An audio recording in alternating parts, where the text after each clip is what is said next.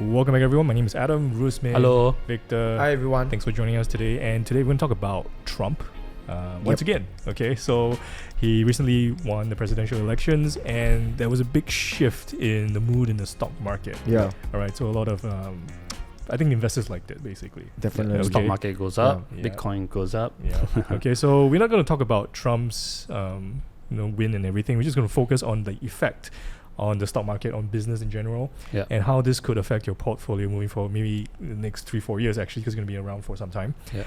So let's discuss the possibilities that could happen. There are a few things, if you're investors, you need to take note, because Trump is going to implement quite a number of things, and this may affect businesses, the companies that you actually invest in, right? So the first thing that he's going to impose is the import tariff, right? So he's going to raise the tariff for Chinese import to 60%, right? And then the rest of the world, the range should be between 10% to 20%.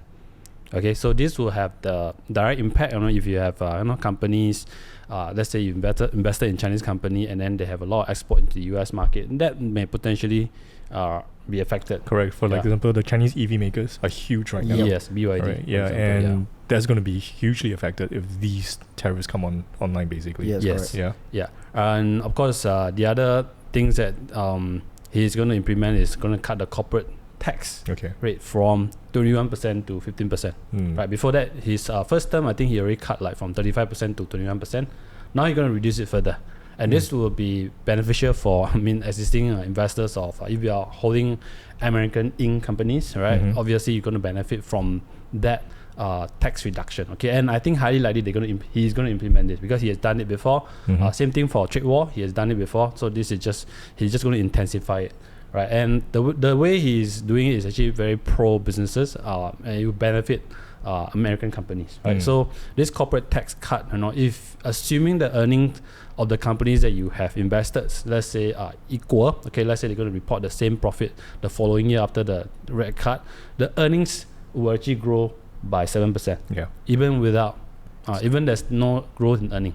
Just because of the reduction in tax rate. And 15% tax is actually really low. Yeah. If you think about Singapore, is actually very a low tax kind of place. It's where our corporate tax is 17%. So to go to 15% is even lower than us. So that happens. I think a lot of US companies will be very happy. Yeah. So I think you see all across the S&P 500, the earnings would likely going to grow, right? And that's why I think the market actually reacted positively, right? So we are seeing the news like market Nasdaq Dow hitting all-time high, and US dollar strengthened, okay, because US Treasury yield started to goes up, and so that actually leads to higher US dollars, right? And so this again will benefit a lot of American companies, and then the next thing he's gonna do is deregulation, right? He has been complaining that there's too much bureaucracy in the government side.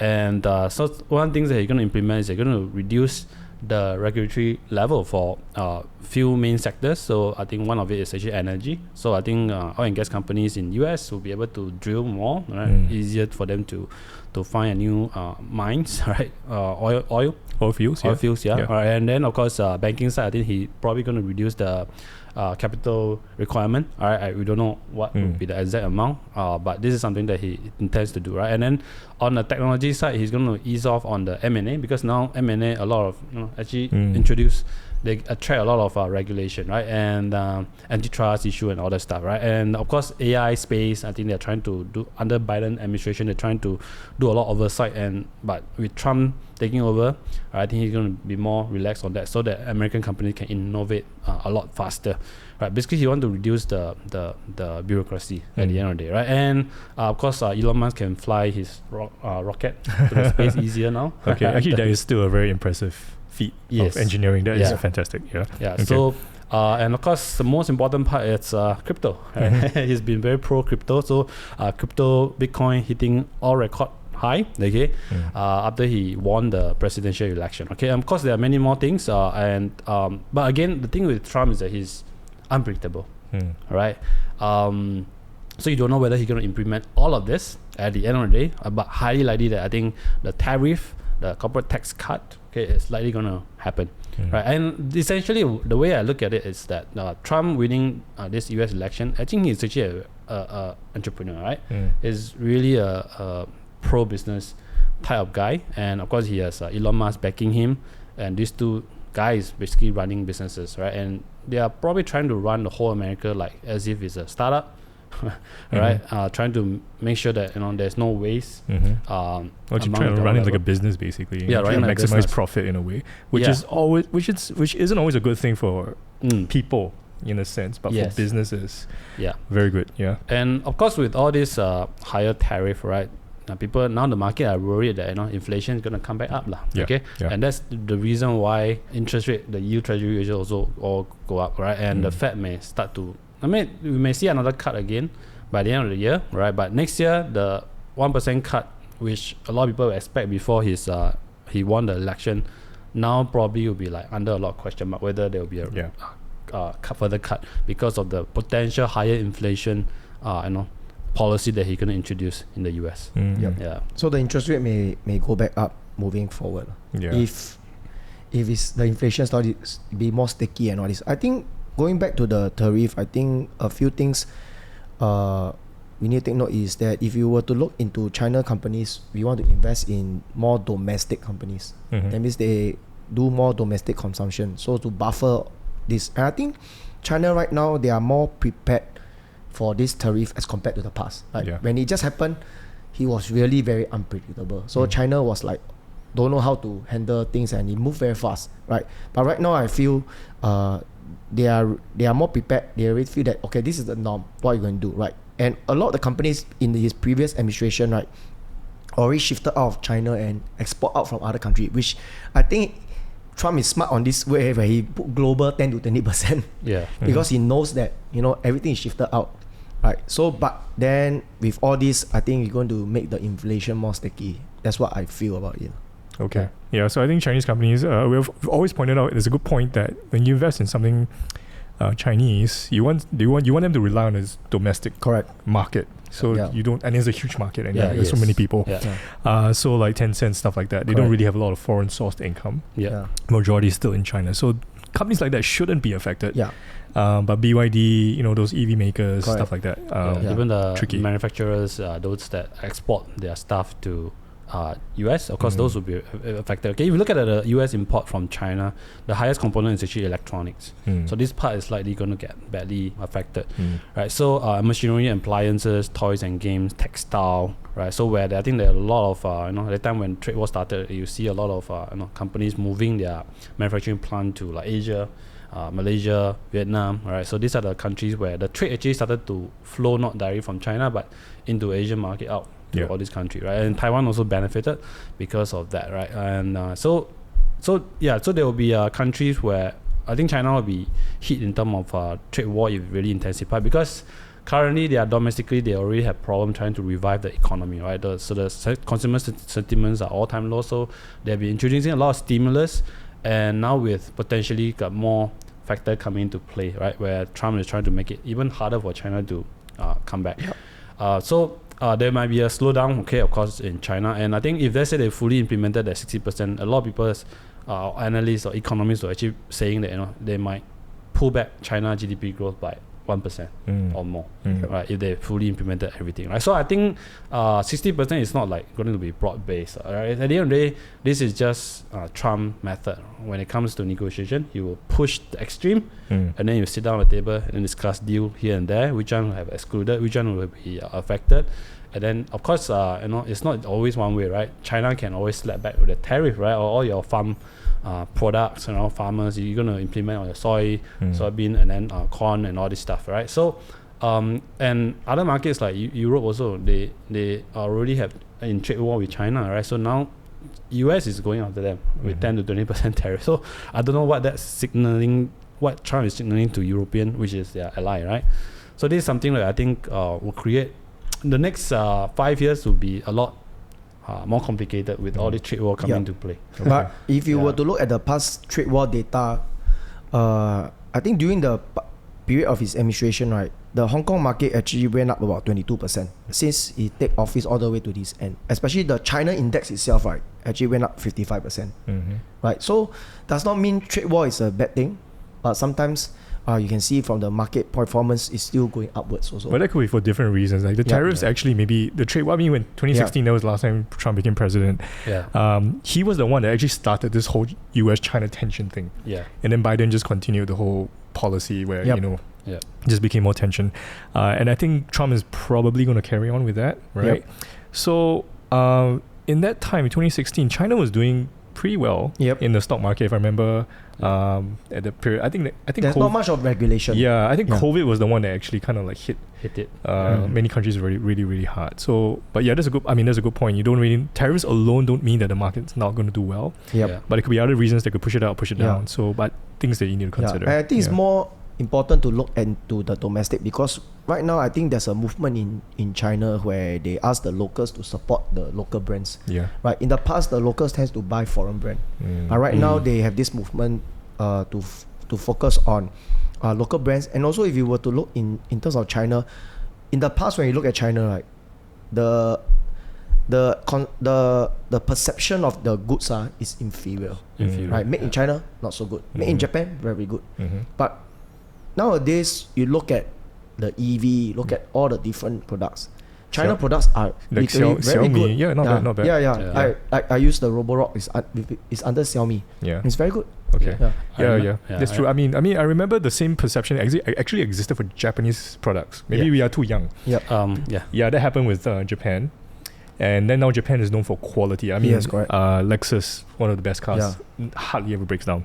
I can attest to that. And Korea had the same, South Korea. So I think remember South Korean products weren't really the best, like LG and stuff. Like maybe 20, 30 years ago, it was like, it's funny that, every time I want to buy something, 10 years ago, 5 years ago, my dad will ask, where is it made from? Japan? China out. Very easily. Is it different Japan, now? I think, no, she stopped. Still there, okay. He stopped asking. Okay.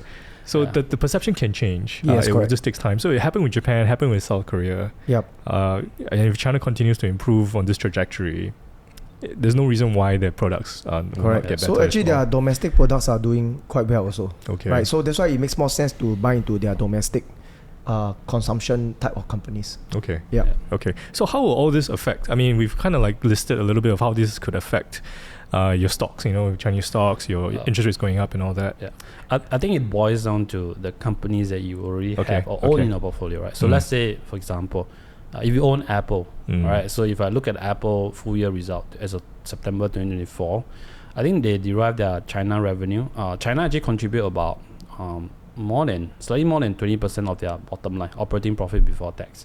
So with that potential trade war coming in, Chinese government may use Apple as one of the, bargaining chips, right? So that will put a lot of risk for Apple, right? So I think that could be the reason why I think Warren Buffett has already been trying to dispose of. I think Apple is really going to be. It could be a lot of pressure on Apple. Number one, they sell a lot to China, and number two, a lot of their manufacturing is still in China. It's still China. And also, I think the valuation of Apple is very stretched. All-time high. It's at like above one standard deviation plus, above that. Which makes sense, I think, the way I look at Warren Buffett, right? So you have like all-time valuation. REITs also has gone up now. It really makes sense to do the currents for Alright, okay. No recognition to buy or sell anything. We're just sharing what we think about it. Whatever you want to do with your portfolio or Apple specifically, please do your own research. But these are things that you have to watch out for. So that's just one example. So I think you got to, as an investor, you got to review your portfolio and see which company has a lot of this trade, between US and China. Right? If you are investing in a Chinese company, you got to see whether their revenue breakdown has a lot of export to US or the other way around. Okay, because that under the Trump administration, I mean, that could be under a lot of pressure. I mean, we done this the hard way. We used to invest in one of the companies that actually do printing business and they export into US from Hong Kong or China, right? And then that got hit by tariff, and they have to shift their manufacturing plant to Malaysia, and that is going to have a lot of startup capital, the cost, and that will take like few years, right, before you start to see your investment return, right? So those are the kind of impact that may potentially comes in once Trump gets sworn into the office, right, next year. Okay.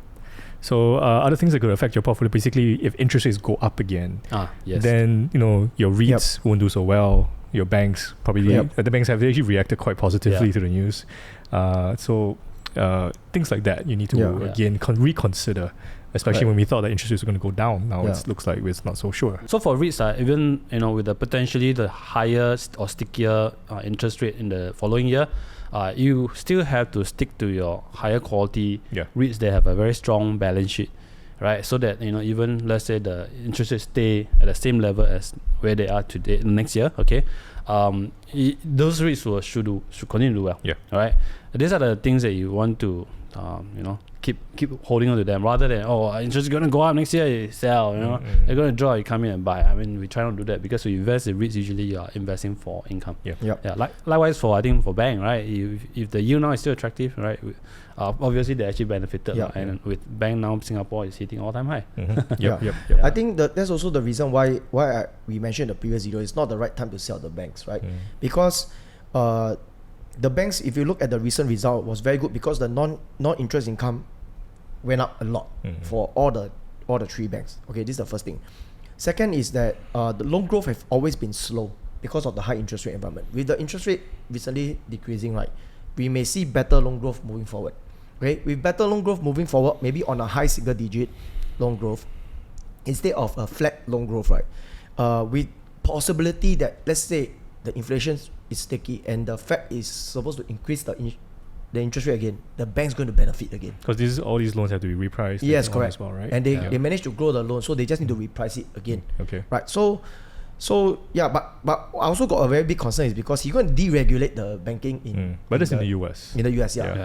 But if anything happens to the financial market in the US, it will shake the world. Like 2008 again. Yeah. So if you go back to history, right, before the crash of 2008, during the peak, at the very, very peak, the US market went to relax on the banking regulation. And that's where the leverage went even higher. And when the crash came out, it was so huge. So I also got a concern about it. But how deregulate he want to be is really depends on what he's going to implement. Okay. Right? So, but I think in general, just move with caution moving forward. So you don't need to have a knee-jerk reaction. Yes, correct. Just review, look at your portfolio. If you own Apple, for example, you own Apple, then now you got to just reconsider the position of Apple, because that could change, even though it's still a great company. So to summarize, you have U.S. stocks in general should be doing better because of lower taxes. Yes. But then you need to understand its business. Maybe they have exposure to China or something else that could be affected by the new policy. So it's different for every company.